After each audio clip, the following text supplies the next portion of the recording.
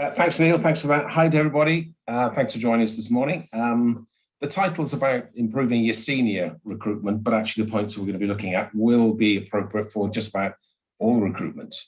It covers the whole area of recruitment activity.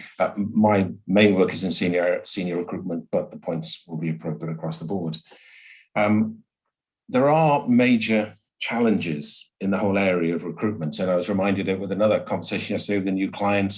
They've got a particular recruitment need at the moment in common with an awful lot of their competitors, where 90% of the appointments they need to fill, 90% in their sector are currently vacant. They don't know how to approach that. So it's an interesting challenge they've got. But it's not just about how you look at 90% issues, it's about the whole area across the board. And for some reason, my computer is deciding it doesn't want to actually move. Okay. I'll tell you what. Oh, you got it? Okay, great. Got it. It's suddenly jumped into action. Sorry about that. Awful lot of reports out that'll give you details of the numbers of problems that exist. Typically, 60% of employers have significant recruitment problems, finding the right people for their businesses. And it's a shared pain across all sectors. And of course, the issues become compounded because finding the wrong problem, the wrong person to meet a need, just becomes embedded in the business. The person underperforms, their team then underperforms, the business underperforms, there are the mental health issues from all of that. And of course, ultimately, the economy underperforms. And we know continually we've been told how poor our productivity is as an economy. And I think an awful lot of that comes down to this problem. How do you recruit the right people into our businesses? Why is this such a big problem? That's what I want to look at this morning and understand a little bit about. So why is it an issue? But more than that, what can we actually do to help improve our recruitment activities? And I think there are three things. I've been doing this coming to our 30th birthday as a business, and I had a few years in London before that. And it's been an interesting journey, and I've learned a little through that time. And I hope that maybe some of that will just be distilled into some observations I've made over the years that can help my clients and others improve how they do what they do in this whole area. There are three things I think where we concentrate on these, we can really improve the effectiveness of our recruitment activity. And the first one is to be absolutely crystal clear about what the requirements are. We'll look into that one. The second one is looking at how do we actually locate the talent pool? Where are the people? And the third thing is how do we choose wisely?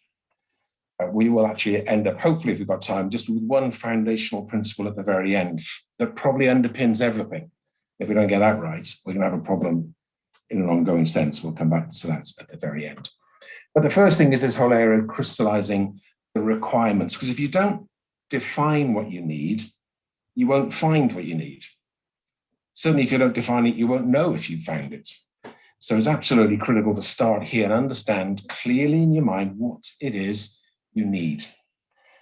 We did quite a bit of work in the early years, in the early 90s, with a Japanese consumer electronics manufacturer based in Bridgend and Pencoed, no names. We helped them build and strengthen their senior management team as they got to about 4,000 employees in South Wales at the time. And one of the early assignments we did, I think it was the third or fourth for the MD, he asked me to find somebody like a right-hand man, it was called right-hand man in those days, who could help in a number of areas, but he couldn't define the role. He couldn't tell me exactly what he wanted the person to do, couldn't tell me exactly what the person should look like, just find me some good people.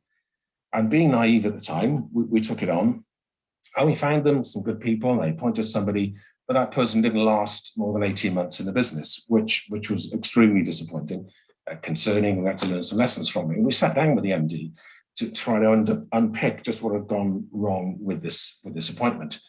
And the issue was he was giving this candidate, this appointee, all sorts of tasks, none of which were clarified in the first place, that were irrelevant to the candidate, to the employee. Jobs, the experience wasn't there for, the skills weren't there for, his whole approach to doing things was different from the things that needed to be done in that particular area of the business. Because he didn't define what he needed, we didn't find what he needed. We did after that, redefine, clarify, and get the process right, and ended up strengthening the team further. But it's really critical to understand what the needs are. What are you recruiting for? And it comes in two key areas. The first one is the business needs. What does the business need? What is the role? What are the tasks? What's got to be done? If this is your business, why are you going to pay somebody to come and join you? Why are you going to add another head to the head count? What do you want the person to actually deliver? What are the outputs? Not what tasks necessary to get there, but what are the outputs? What are they going to bring to the table? What are they going to do for you? Be absolutely clear on what that looks like, but also be clear about what the candidate needs to look like. What sort of experience they've got to bring, what skills they're probably going to need. What about their personality, their character and their personality? We were working with an AGP client a couple of years ago, and in the meeting with the MD of the business, the owner of the business, he was saying he's about to appoint a finance director, their first finance director of the business, who he'd been recommended to, and who had been recommended to him. And he said, he's absolutely brilliant, got loads of contacts in the city, will be brilliant in helping us raise the finance we need to grow the business. I said, tell me a bit more about him. What's he like? He said, oh, I understand he's a bit of a Rottweiler. I said, tell me more. And he described this personality as somebody who was brilliant at actually getting numbers and brilliant at getting money, but awful looking after people. And I just sort of went through a conversation with the MD and said, what do you think your board is going to look like in 3 months' time when he's been on it? What do you think it's going to feel like for people to be part of that board? Is he actually what you want for the business? It's as important to understand the candidate profile as it is the role, the task, the job the person actually is being employed to do. I would encourage you to set the bar high, be ambitious, but be realistic as well. You're not going to find probably the best in the world at everything to join your business, but don't make do with just good enough, because just good enough isn't good enough. You've got to set the bar high enough to take the business from where it is now to where it needs to become, where it needs to be. And this whole process does take time, but I genuinely beg with you, really work at putting the time into being clear on this, because if you get this wrong, everything else will probably get wrong as well. Make time to do this stage well. So understand the role, the requirements from the business perspective. But secondly, understand the requirements from the candidate perspective. Again, this is something that's often missed. Is the job, the roles, the deliverables, is that something that's actually going to be attractive? Is it going to be something that people are going to want to apply for and engage with and actually join you to do? Does the team around the role, is that good or is it bad? Is there something, a problem there? Are you looking to bring a high caliber person in who's going to be looking for a challenging role with interesting work to do, with a good team around them, and with prospects to progress in the business and progress themselves as individuals, where the whole remuneration package has to be appropriate? Be clear that you understand the requirements of this recruitment activity from the candidate's perspective as much as from the business perspective. So crystallize the requirements to begin with. Be clear you know what you're looking for. But secondly, you need to understand where you're going to find these people. And a number of AGP clients have challenges in this area from two perspectives. Firstly, there's the problem of knowing geographically where they're going to be. Where actually are they in the country? And a lot of our businesses here in South Wales are looking for talents that actually aren't very well. There's not many of these people here in South Wales. You'll find them in London, you'll find them in Manchester, you'll find them in Bristol. But trying to find them here in South Wales is a struggle. It is a struggle. And it just means you've got to think about even more about how you can actually find those people and attract them. So where are they in terms of geographically, where they work, but also where do you find them in terms of how do you advertise? Where do you let people know about it? What job boards do you use? What other systems, what media, social media to use? Work through, clarify a plan to understand how to locate the talent, the right people that you're looking for. But also think about how you're going to engage with them. By which I mean, yes, where you're going to advertise, but what's the message? If you stick an advert on Indeed, LinkedIn, or any of the other job boards, or use Facebook or any of the others, there is a long, boring list of tasks, to-do tasks. That is a sort of extended job description in all its ugliness. You're not going to get many people engaging with that. If you say next to nothing about it, you're probably not going to get very much interest shown in it either. You need to think about how the design of the very advertisement, the information you put out there, or the people who are going to represent you as they go out to recruit for you, how are they engaging with the best candidates? We'll say a little bit more about that a little bit later on. Where though can you actually find them? Where are you going to find these candidates? Well, there's a number of things that can really help. Most businesses, particularly in their early stages, tend to work purely on people they know. And that's where one of the biggest problems begins, because you'd have to say 95% of the time, the best candidates aren't necessarily people who are known to the business at this stage. There may be a 5% chance they are, but it's a pretty slim one. But at least use that.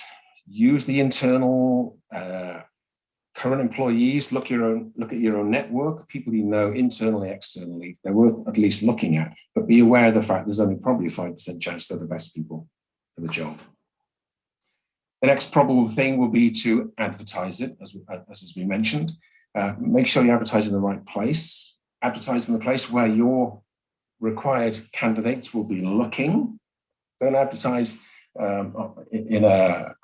in a social media presence that isn't going to be read by the sort of people you're looking to join the business. In the old days, you didn't put a finance director's job in a Reed website. You probably put it somewhere more appropriate where the finance directors are reading and are looking. LinkedIn is very important for that. Indeed, used to be, it's becoming a little bit blurred at the moment, but there are other sources that can be used. But advertise in the right place. Do your homework. Find out where people looking for that job will be reading. Find out where other people are advertising similar jobs and look at how you can advertise there. You might look at agencies for a number of jobs, and they can be useful for quick solutions, but never want to in any way disparage competition, but just be aware of the fact that they are good for a quick solution, but ask yourself the question why there are people still on their databases. Why they're still there? Is it because they're probably not the best people? The best ones are gone. That is the reality of sort of the database approach. You might need somebody or an agency who's going to work with you in a more proactive way than that. But there's an 80% chance that the good ones fly off the shelves. But you probably will be better served for most roles if you take a far more proactive approach and identify where your individual person is likely to be or where the pool of talent is likely to be and actually go looking for it. Get into that talent pool. You may be able to do that yourselves. You may be able to pay a headhunter to actually do that for you, which has been the background of our business for 30 years. And we find it's the most effective tool to find the most effective candidates, research-driven identification and selection of the right people. So that's a sort of range of ways in which you can actually find the people. How do you engage with them? Get the right message across, either through the advertising, either through the media you're using. With an agency, make sure they're aware of what you're doing, why you're recruiting, what the role is, what the prospects are, etc. And if you're using your headhunter, make sure they're well briefed to fully understand the context, the proposition, and the prospects as a result. Make sure the message is clear. In any advertising, just a couple of points. One is, don't, as I mentioned already, don't put a boring job description down, but really replace that with casting a vision, telling a story, let them understand what the business is really here to do, how this is a journey that they could enjoy being part of, and throw a challenge in there. Set the bar high with the way in which you actually create engaging advertising that way.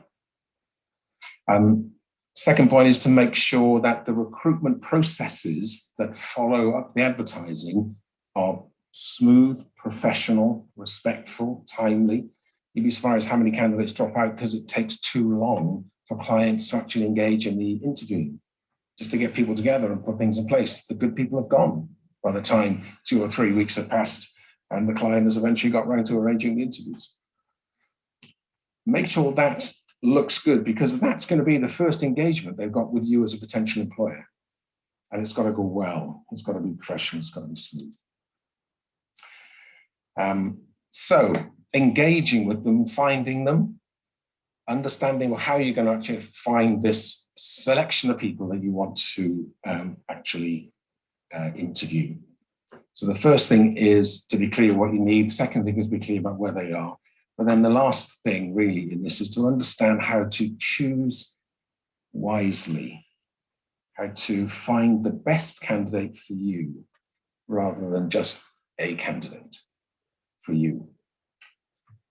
And I don't know if you can see that, but there's an interesting story that we share with clients we call the 7 Faces of Recruitment, and the need to understand the 7 faces of candidates. And very briefly, it looks a little bit like this. Let me see if we can't take you through this.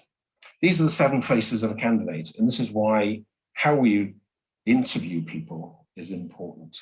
The first face of a candidate turns up when you see their CV. And surprisingly, some employers actually recruit candidates on the basis of a CV and then discover, well, of course, the real person isn't anything like the CV, because CVs are CVs. Whether they're works of fiction or whatever they might be, they're just a piece of paper with some bits and pieces on it. And what can you learn from a CV? Probably little more than a person's ability to write a CV rather than their ability to do a job. That's face number 1. Face number 2 is at the first interview, and a classic comment we get from clients is, well, I didn't expect that from the CV because it's such a different understanding, appreciation of who the individual is. But you've got to ask another question. When you see a person interview, you know from experience, is that the real person? Or actually, is this really just a performance, which is what interviews are? They're very artificial scenarios. Follow-up interviews, you'll see another side of the candidate. Face number 3, still not the real person, still interviews. Very often when you then get to actually negotiate a contract with an individual, you see another side of them. Face number 4.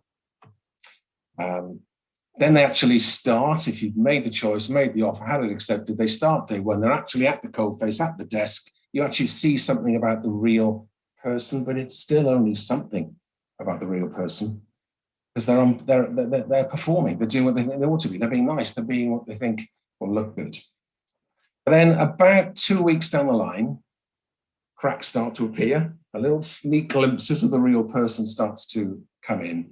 And if you can see it on the end there, face number 7, generally speaking, turns out about 3 months, 100 days down the line, and this is true in so many areas of life, that's where you find the real person.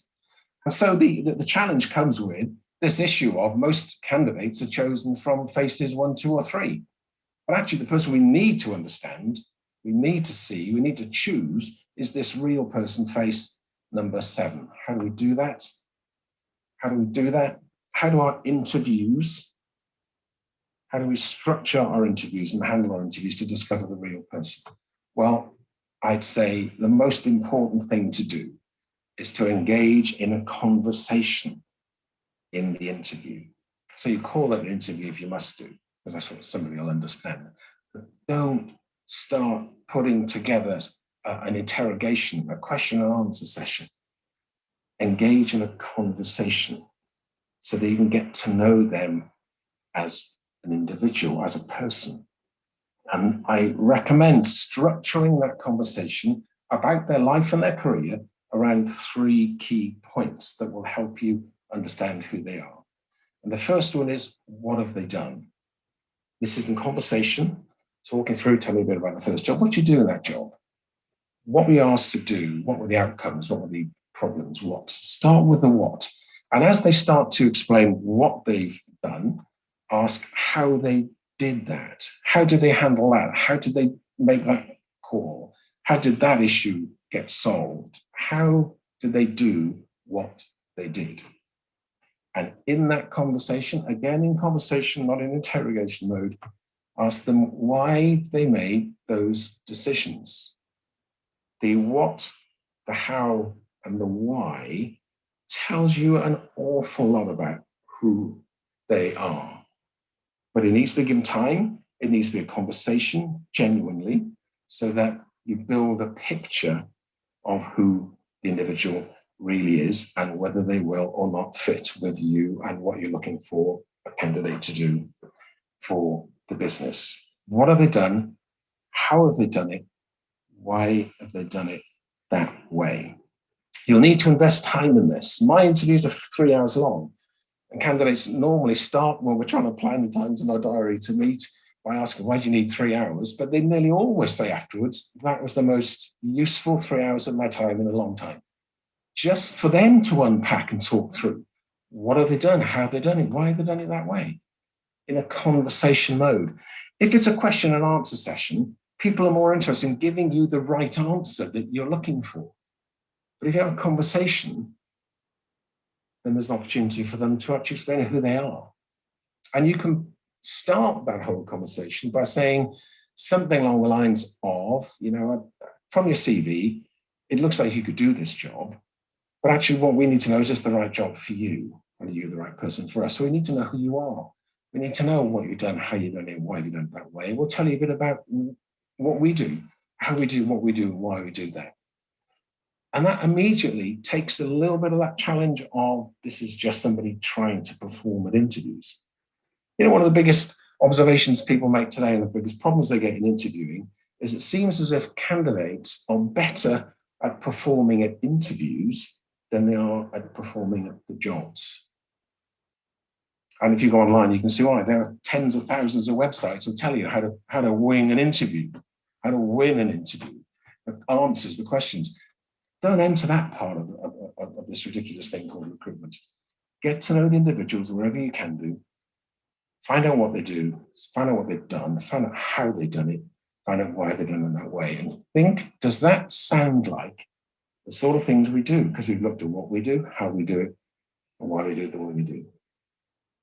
Those three things will help you build a clearer picture of the candidate and whether there's a fit for you. So the three things: be clear about what you're looking for, be clear about where you're going to find them, and think about how you're going to get to know the candidates for who they really are. Get those right, and you'll be a lot further on the journey of recruiting the right people for your business. But there's one more thing, and it's foundational, really, and it actually either underpins or undermines all of this activity. Here's the strange thing about the best candidates today, and I've noticed a real change in this over the last 5 years or so. The best candidates are as interested in the brand of the company, the reputation of the company, as they are in the job. And if you've got a bad reputation, if a company has a poor recruitment brand, employer brand, company brand, then the best candidates want to go somewhere else 80% of the time. So if you can understand how to build a good company brand, a reputation, and that is about those three things. It's what you do, it's how you do it, it's why you do it. The best question of all, the why. Build that, be clear about that, maybe change it. Talk to the owner of the business about these three things. What's the vision of the business? What are you really here to do? Is there actually a way of changing focus for that? We might have been here just to make brilliant, laptops or something. Is there a better way of seeing that and doing that? Is there a better motivation behind that you can actually agree to as a business and think, actually, I'd rather get up in the morning, not just to make laptops, but to help children learn and grow in life by having access to the internet and to learning. I remember talking to a company who make bricks, and they had a real problem recruiting people. And I said, well, so what do you do as a business? They said, we make bricks. I said, well, do you actually give people the potential to build palaces? And you could see their mind sort of went a little bit fuzzy, but all of a sudden they could see there's a different way of seeing what they do. And if you can see things you do in a better light, candidates can share that too. The company brand will either undermine or underpin your recruitment activities increasingly. So think about that and the 3 processes that will help you recruit effectively. Hopefully that's covered it. We're just about stuck to almost 30 minutes, 25 minutes. Neil, I hope that's okay. Absolutely fantastic. Thank you, Martyn. That was really interesting. Actually, before I forget, so any questions, pop them in the chat now, and I'll relay those to Martyn.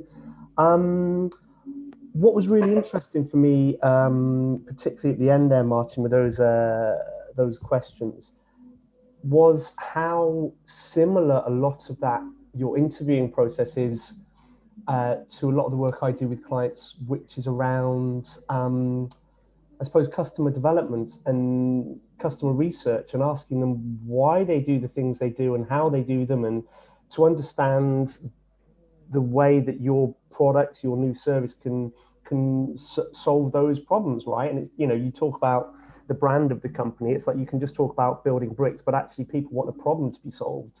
That when they buy the bricks, they're not just buying bricks; they're buying the potential to build something, right? So that was quite interesting for me to see that as a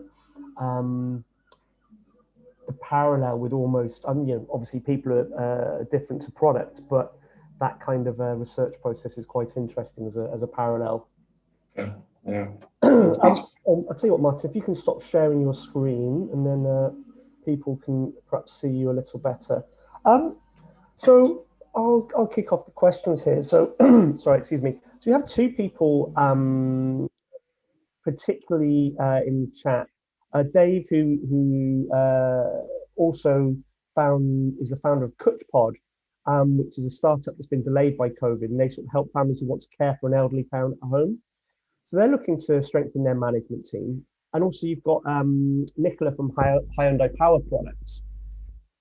And they obviously, as we mentioned, they've got 100 employees, supply garden machinery. Are there any, is LinkedIn the first place for everyone to go? Because obviously CutchPod and Hyundai Power Products are very, very different. They're different life cycle, different part of the life cycle, different part of the process. And if not, how do you find the demographics of the, because obviously you can go looking for, Twitter might be a good place to look, or LinkedIn, or like say Indeed, how do you determine which has the best demographics for the type of people you're looking to recruit? There's an awful lot of data there. So you can actually find that information from the various media, online or otherwise, about their readership. You also see who's advertising on those. You'd be quite surprised to see it does cluster around different media presence. So find out what's going on out there, A, by looking, and B, by contacting and getting the data on their readership. Facebook, a very strong presence. Google, interestingly, they moved into that space, but they do it basically by dragging everything off everybody else's and putting it in there. But the way in which you understand, as we knew from yesterday, the data intelligence that's behind everything is huge. So I'd get somebody who understands that side of it and can help you identify where to advertise, where to put the information out there. But and LinkedIn has to be in there, and probably Indeed, just to give a presence. But I've got to say, increasingly that they're a victim of their own success. So that everybody uses LinkedIn, but the problem then is candidates on LinkedIn get approached, get sent details, offers, interest 10 times a day, some people, and it just gets crowded out. So they end up turning it off, and then you've got to find another way of engaging with them. So that it becomes good, then it becomes too good, and then it becomes a problem. So you've got to find alternative routes. And very often it's the direct route. It's actually finding somebody who can pick up the phone and find out where they are, find out who they are, pick up the phone and talk to them. I suppose if they're worth recruiting, then they're worth doing the research and trying to reach out individually. Sorry, go on, you were going to say something. I was just going to say we invest so much in other areas of the business. We invest in the product brand, but do we necessarily invest in the company brand when they're both as critical? We invest in the product brand to win customers. We need to invest in the company brand to win candidates, employees, the best ones. We need to invest time in it. But it's time so well invested, because if you get it wrong, you've got to do it again and again and again and again. And there's an awful lot of mess and cost that's been lost in that process of getting it wrong. It is a good investment, genuinely a good investment. Okay, so how, I mean, you know, you've got a couple of companies here who are sort of explicitly looking to recruit. What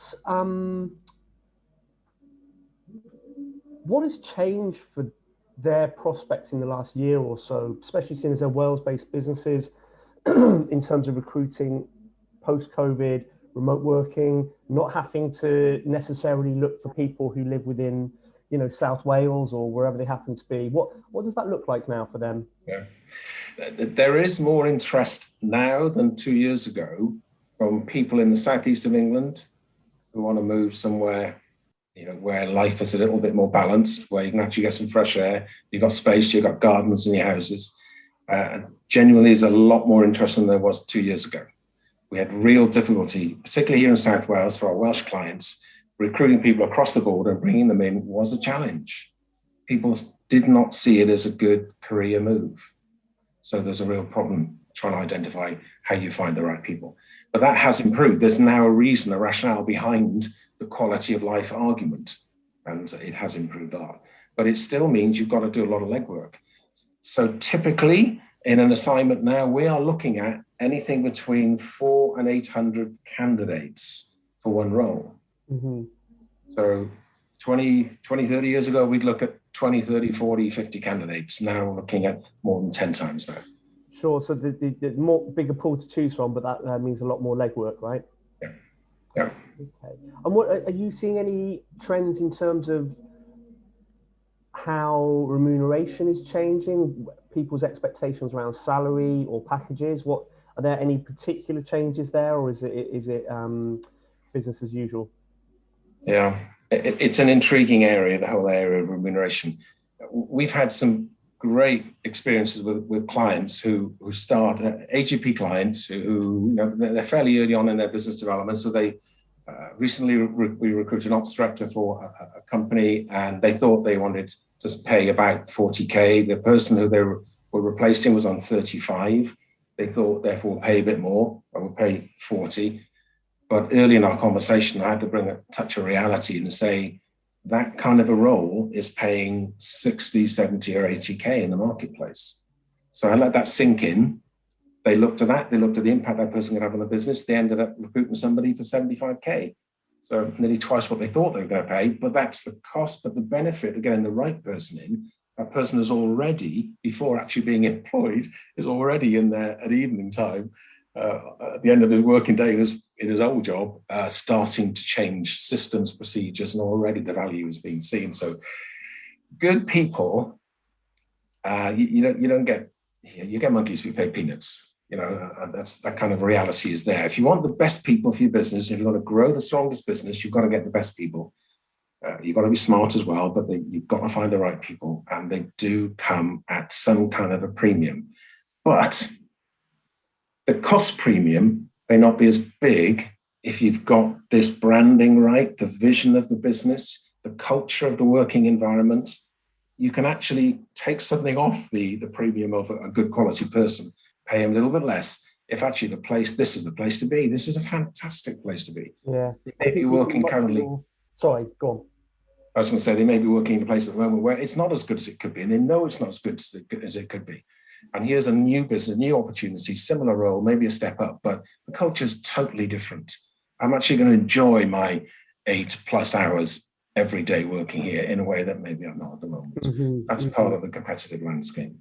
Yes, yeah. I can imagine, and you know, it is very attractive. And you know, I work with a lot of startups who, particularly in sort of tech space, and they can present a very attractive environment, you know, in terms of flexible working, you know, the whole kind of startup lifestyle. But again, it kind of almost flips it on its head. You sort of talking about 7 faces of the candidate. I know lots of people who've sort of had 7 faces of employer. You know, they kind of turn up and there's free lunch and bean bags and ping pong table, and then they sort of get 3 months into the job, and it's just like it's a sweatshop. Just happens to be a sweatshop that the sort of produces websites or whatever. So Yeah, exactly right. Yeah, 7 faces on that side too. it was so Dave has commented actually. Dave, who runs CoachPod, particularly looking to find an occupational therapist with an entrepreneurial mindset, with experience of managing multidisciplinary teams. So a fairly detailed and focused. But yeah, he was 80% down the track when COVID struck, and now they're not available. So I think obviously the market seems to be in flux right now, and there's probably quite a lot of movement. So what's not available mean there? And if yeah, so Dave Dave, wants to answer. maybe you could. I'm assuming they've taken another role, or um, but yeah, there was one last question I wanted to ask if nobody else had a question, but it's just gone from me. Did I make a note of it? Oh yeah, so you've got people like Dave and Nicola who are actively looking to recruit senior people right now. What's the one 5-minute task that they can do now, whether on their own or with colleagues or whatever, whether it's emailing a bunch of colleagues or whether it's sitting down in a room together? And what's the one 5-minute task they can do that will improve their chances of attracting and securing the right person in the future? I would say do a quick review of what they think the company brand is, the reputation, the culture of the business. What do you like as a place to work? Mm-hmm. A tough question, this one, but sitting across from a business owner, across a desk table from them, it's a very interesting one. What's the vision? What are you there to do? And what's important to you as a business? And be honest, genuinely ask that question and battle with it. If you can get that right and actually flip it if necessary, change the way you do things, change why you do things, change the whole reason people are turning up, change the way your people manage. Think about that. Have we got the right people to manage well? Do they care about the people? Do you know, there's a fascinating book called, I think it was written in the 1990s. It's called First Break All the Rules. Fantastic book. And it does a whole mountain of research and tries to find out what are the most important things that make an employer attracted to a candidate. And you know, the first thing that actually was more than the next 18, I think, put together in terms of its relevance was, I believe my employer cares about me as a person. That was back in the 90s, late 90s. Mm-hmm. So it's still true today. If you genuinely have a place of work where everybody understands that the first thing actually is we care for each other, not just because of what you do, your job, your desk, but you as a person. Everything else has got to be right as well, but that's the first thing. That's the first value that can transform a workplace. And that transformed workplace suddenly becomes far more attractive. And people hear about that. They write about it. You'll put news about that on Facebook. You put news about it on your LinkedIn feed, whatever it might be. That builds the presence, the reputation, the understanding of who you are. I'd start there. Start there. Yeah, it reminds me that there's a good exercise that I ran once. It's particularly relevant for Aaron and Nicola about that. With those with the bigger teams, again, you get more insights. Is just emailing everyone an anonymous form and saying, look, so this could work for either what they feel about the company brand or what they feel about how they're treated as an employee.